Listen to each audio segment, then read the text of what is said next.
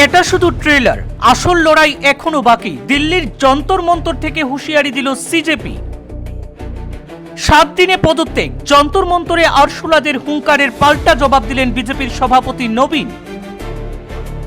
দিল্লিতে বসে থাকা মুষ্টিমেয় কিছু মানুষের হাতের পুতুল হয়ে ভারতের যুব সমাজ কখনো এগোবে না, নীতিন নবীন। এটা শুধু ট্রেলার, আসল লড়াই এখনো বাকি। দিল্লির যন্তর মন্তর থেকে ঠিক এমনটাই হুঁশিয়ারি দিল ককরোচ জনতা পার্টি বা সিজেপি। 7 দিনে পদত্যাগে যন্তর মন্তরে আরশোলাদের হুঙ্কারে পাল্টা জবাব দিল বিজেপির সভাপতি নবীন। বিজেপির সর্বভারতীয় সভাপতি নীতিন নবীন বলেন, দিল্লিতে বসে থাকা মুষ্টিমেয় কিছু মানুষের হাতের পুতুল হয়ে ভারতের যুব সমাজ কখনো এগিয়ে যাবে না। উল্লেখ্য, নিট কেলেঙ্কারিতে কেন্দ্রীয় শিক্ষামন্ত্রী ধর্মেন্দ্র প্রধানের ইস্তফার দাবিতে শনিবার দিল্লির যন্তর মন্তরে যে প্রতিবাদ হয়েছে তা সির্ফ ট্রেলার মাত্র বলে উল্লেখ করল ককরোচ জনতা পার্টি সিজেপি।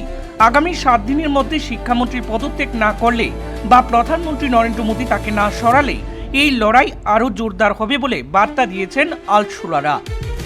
এদিনের এই বিক্ষোভ কর্মসূচি শেষে প্রতিষ্ঠাতা অভিজিৎ দীপকে সহ বাকিরা জানালেন, আরশোলারা কখনো ভয় পায় না, তারা মরেও না, তাই লড়াই চলবে।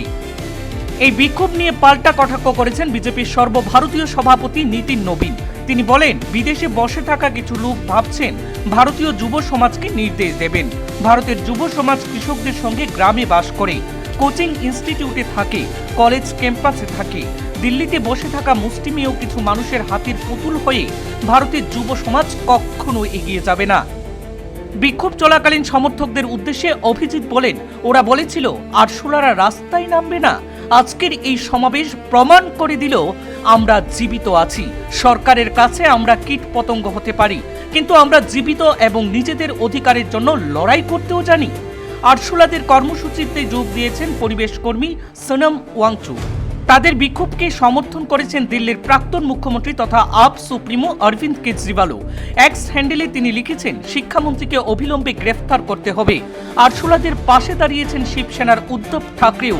তিনি এক্স হ্যান্ডেলে লিখেছেন, নিট প্রশ্ন ফাঁসে যুব সমাজের অনেক ক্ষতি হয়ে গিয়েছে। সরকারকে উচিত এখনই শিক্ষামন্ত্রীকে অপসারণ করা। আরশোলা অবজ্ঞা করা ঠিক হবে না, এটা কিন্তু সতর্ক হওয়ার বার্তাও দিয়ে রাখলেন তিনি।